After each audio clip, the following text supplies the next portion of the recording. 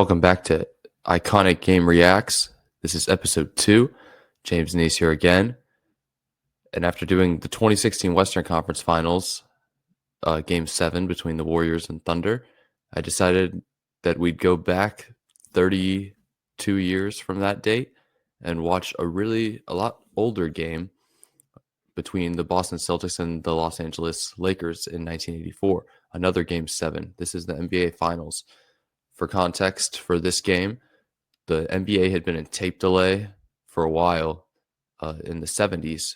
They had a lot of issues trying to market the league. Players weren't proving to be very marketable. There was a lot of off-court happenings. And two players, Magic Johnson and Larry Bird, really saved the NBA coming onto the scene.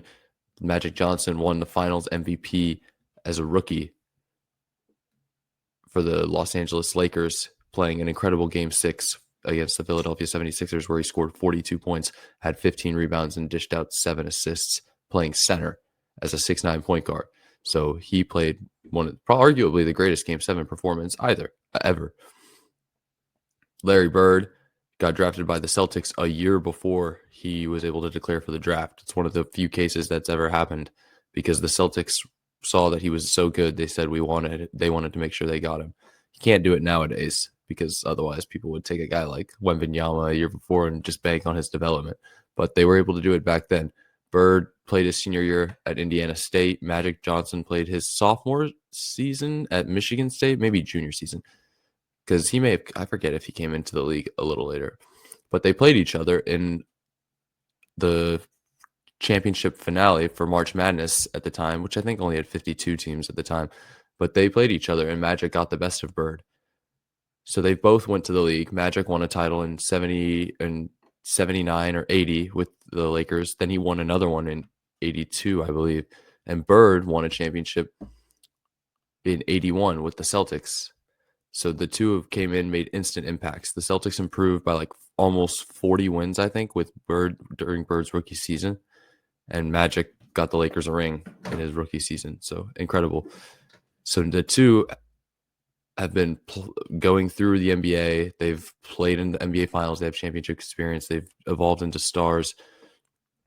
And now they finally are on the biggest stage playing each other in a classic Lakers-Celtics matchup. The Lakers have never beat the Celtics coming into this year in an NBA Finals. They've played them, I believe, 7 times or 6 times maybe coming into this series.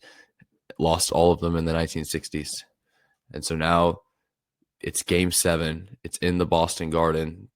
There's a 30 for 30 Lakers versus Celtics. It's 3 parts. I would really recommend watching it. They do a great job covering a lot of the moments. But this series has been a really great series. There are a lot of elite moments and just a lot of lore that go into this series. You'll see differences wise. You'll see the offenses compared to the 2016 Game 7 that we went over. You'll see the offenses run almost exclusively inside the three-point line. Really, really different. There's a lot of floppy screens. The Celtics in particular love to set floppy screens, which basically means you have 2 guys that set screens. As I zoom in here on the game, James Worthy. Start in a moment. You'll see the mouse. It means that the players, the power forward and the center, probably Parrish and McHale in this case for the Celtics, will set screens down here on the blocks. And players like Danny Ainge, and Larry Bird will run off of these screens and pop out for mid-range jumpers, or they'll try to get their guy to overplay over it in front of the screen and then back cut for layups. So the game is really close-knit and inside the three-point line for both of these teams. But you can see the three-point line is on the court. It got introduced 5 years earlier in 1979, if I'm correct, by the NBA. Maybe 1980. And so occasionally you will see there are players that are three-point specialists, which is interesting because nowadays everybody has to be able to shoot really to make a living in the league, except for some centers. But guys like Larry Bird for the Celtics, Michael Cooper for the Lakers, they will occasionally shoot the three if they're open. The three-point shot was really looked at as like a fool's gold shot when it was introduced in the NBA at the time, because people thought, oh, they're just trying to trick players into wanting a flashy bucket. But as we can see, as the metrics have gone up, or the stats have been released, the three-point shot is actually quite efficient. But you won't see a whole lot of it. Key players to watch in this Game 7 are Cedric Maxwell for the Celtics. He has a really good game. Larry Bird obviously is a star on the Celtics. Magic Johnson and Kareem Abdul-Jabbar for the Lakers. But there's a lot of talent on both of these teams. A lot of Hall of Famers. I believe Dennis Johnson, Larry Bird, Kevin McHale, and I think Robert Parrish are all Hall of Famers, not discounting Cedric Maxwell's performance in this game. Kareem Abdul-Jabbar, Magic Johnson, James Worthy, and Michael Cooper got his jersey retired this year by the Lakers. So talent, talent, talent. Enough said. Let's watch these highlights, jump into it, and see some really, really cool old basketball. Bird, smothered, goes up anyway. I'm going to pause it, go right back to the beginning. This started with a floppy action. Bird started inside, and he curled around the screen, so they don't always pop out. You can see Michael Cooper actually had a nickname Bird Shadow because he was dubbed to be so tough on Bird, but it didn't matter. Bird was still great. He's playing behind him, and Kareem's not going to help off of Parrish, and so Bird just curls the screen. Worthy. It's a nice catch. Bird, smothered, goes up anyway. Beautiful touch around the rim. Well, now you see the Lakers love to push the pace. The man the Celtics will live or die with tonight. Magic misses a jumper, and the Celtics can run too. And some nice touch from Dennis Johnson to finish off the backboard. And here's Kareem. Look at that. And Kareem Abdul-Jabbar with an incredible play. Here's Kareem. What a move he puts on Henderson to slide by. A little trip there. Still enough balance to put it in. That's a tough finish. And ML Carr is going to make his entrance, goggles and all. Look at that. Nice post entry and an easy sky hook. Kareem Abdul-Jabbar with the sky hook. His break try. It's 2-on-1 LA. Worthy. That's pretty. The sky hook. You can see the scoreboard. It isn't on the thing. I don't think they started officially like showing the scoreboard all the time on the ticker till like 2003 or 2002 or something. It would go away for periods. They started showing it more and more often as the 90s progressed, but you didn't have a scoreboard always. But this is just, I love both. You'll notice if you go back and watch a lot of film in the 80s and 90s, particularly the 80s, the games are actually quite fast paced. Like the half court offense, people are like, oh, it's gritty and grindy in the post, but it's quite a fast paced game. There are some high scoring games from this era. It's just kind of funny how it differs. But I love this. It's pass it ahead and then just make the defender commit here, and it's an easy dump back. And Michael Cooper is very athletic. And it's Michael Cooper with a 2-on-1. That's how fast break should be. You should never be trying to take the ball up all the way yourself. You should pass it. Nice pass. Great touch. They go to Kareem. Kareem gets doubled. Doesn't matter. And an offensive foul against Kareem Abdul-Jabbar. There's a lot of talk about the refs in this series. Throws it into the hands of Ainge.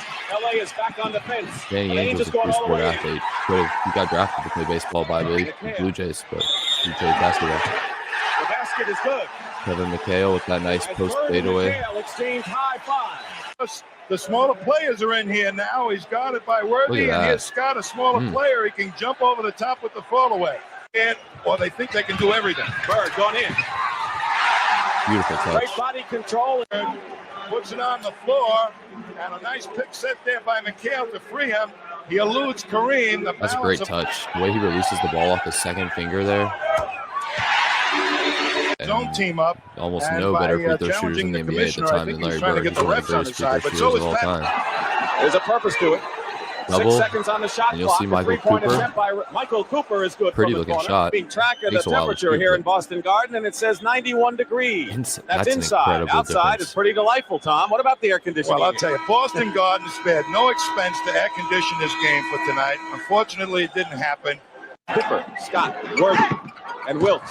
And there was James Worthy with an Cooper, Scott. Look how smooth that is. First off, just drop steps right around Cedric Maxwell. Defense is interesting back in this era. I see a lot of people hate on the 80s and 90s defense. I think the refs are a little more ticky-tack then. So I think there are a lot of calls. They say that they let him play. I actually disagree with that. There are a lot of people that get a lot of calls in this league.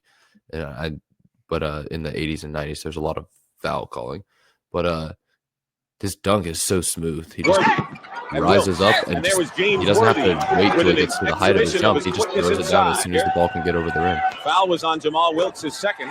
Larry Bird. More Bird free throws. Good catch. Something up with Larry Bird, who gets it low. Puts a move on Byron Scott. What a move. And see, nowadays, kids, anybody who plays basketball, if you're watching this, You see Byron Scott overcommits and tries to go for a steal over the top. That doesn't happen a lot nowadays. Most people don't bank on that steal. It's just coaching, really. People are like, oh, this is horrible defense. He's probably only doing that because he was coached to go for the steal, and he's just like, if you can get it, and he thinks he can. Whereas nowadays, a coach might be like, I'd rather keep my player in between the ball and the basket. And in this case, that wasn't what Byron was told to do, or he thought he could get the steal. Larry Bird, who gets it low, puts a move on Byron. Or he didn't want to pick up a foul.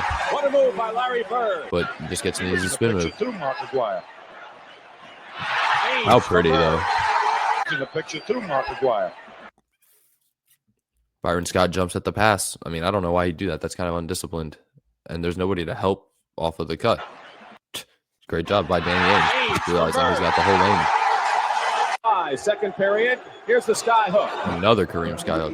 The famed sky hook. Jack Nicholson can't get courtside tickets. Good a seat here in Boston as he does in LA, Tom. Maxwell against Magic Johnson. Moving inside. Maxwell. Basket is good and a foul. The Lakers Celtics series, or the 30 for 30, his nickname's Point Guard Maxwell. And Worthy threw up an air ball. Well, you've seen that before. Kareem almost lost it. Kupchak fighting for the rebound. Here's Magic off the mark. That's crazy. That's Mitch Kupchak, I believe. And he's later the Lakers GM when Shaq and Kobe are on the team. And he's a player. That's so funny. Pat Riley is a player. Mitch Kupchak is a player. That's so funny. And all these guys end up getting connected back to the Lakers. Lakers had several there goes chances. Bird pushing it. Nice. Look at that. Those touch passes are just beautiful. And people are like, oh, back in my day, we were fundamentally sound. It's like, okay, like, yes, you have your moments. But that's just a smooth give and go, man. Nice feed. Cooper gets fouled. Kevin McHale, I believe, at the other end. Fouled deliberately. Here's a great steal by Larry nice little Bird. crossover. And watch the second best pass around the team. McHale give it Bird right back to dunked it Bird because it's for the Lakers cramp. Celtics. He's like trying to send a message. Up the other end, you see And then the Lakers just get right up the floor. Like that, you don't want it to come back with an easy That's one. pretty as well. Yeah. Here's Kareem. Rarely misses a sky hook that close to the basket. Magic Johnson looking inside to Rambis. What a pass. And Kurt Rambis gets free. And I would have loved to there. have gone to a game in the Boston Garden. That's tough. Because the stadium or the arena is supposed to be like one of the worst arenas to sit in. They said like the best seats were like they were the best seats, and the worst seats were like these are the worst seats ever. But I would have loved to have gone to a game like this just to see the inside of the arena, especially with the different fans. It's crazy. The great ones do it. Look at all that attention he gets. He pulls up so he can loft it over. High score. Parrish. And a foul. His number a lot, but when he gets the ball in that good low post position close to the basket, he's as unstoppable as. Lakers have 14 fouls, Celtics 2. Sky hook by Parrish Kareem. showed off his touch on the little hook. And scorer. 5 seconds to go. Nice. Henderson to McHale. Oh. And a foul. Oh, wow. That kind of looked clean, though. For their 15th Won't show world replay. title. I don't know if they didn't have to. And a steal by Larry Bird. That's smart basketball. You can't see him. He's so tall. Kareem's in front, and it also looks like, yeah, Dennis Johnson's.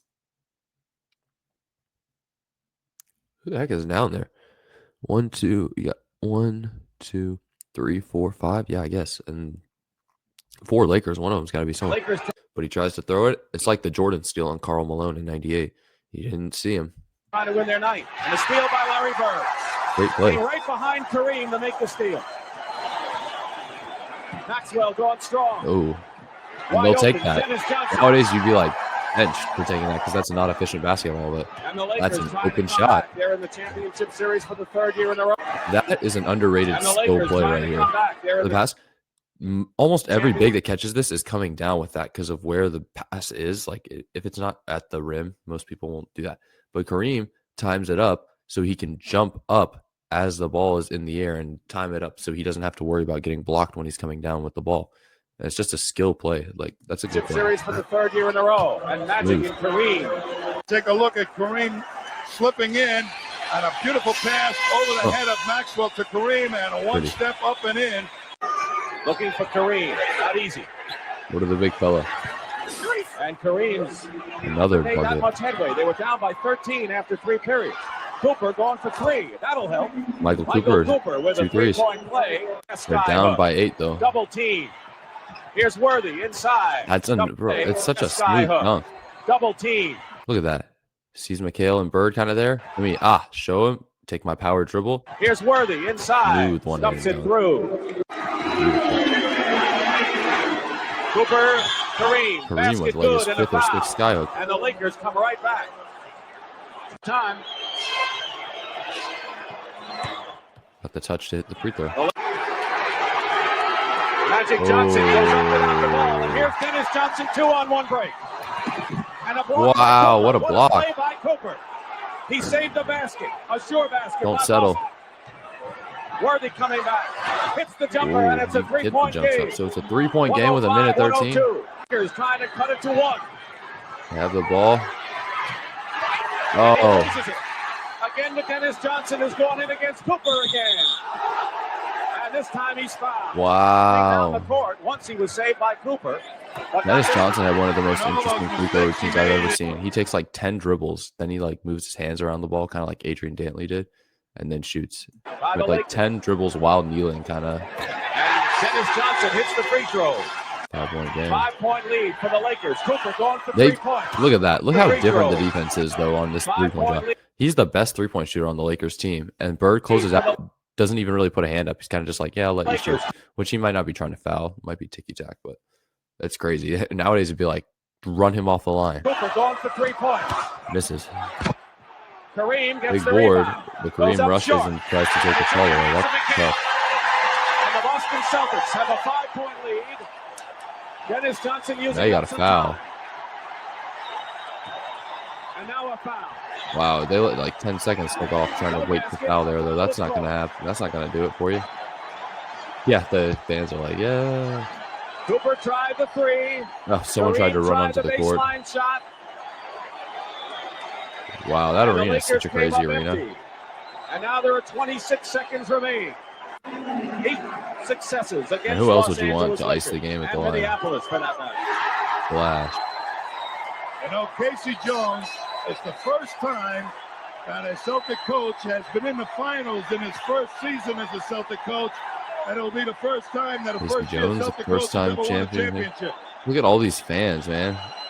Crowd control. Boston fans are crazy. I think the only people that could rival them are maybe Knicks fans.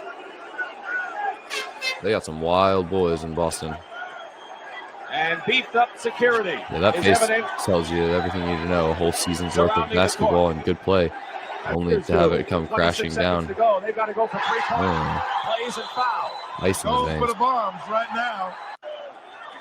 Look at that. Having real difficulty get the fans off the court, crowd off to get back. I'm gonna skip past this. Are urging the fans to stay off. Oh, good. Oh, it looks like they missed. 7-point lead, Boston ball. Casey Jones and Tommy are after their 37 years in James Worthy. Well, next season, more and more. Got a snap pad here for those. You know, you go 7 games. Yeah, that's one of the classics. Final second. Cooper goes for 3. With that, the crowd counting and rushing. Holy, watch Larry Bird here. For 3. It's over. Gonna run. Oh my gosh.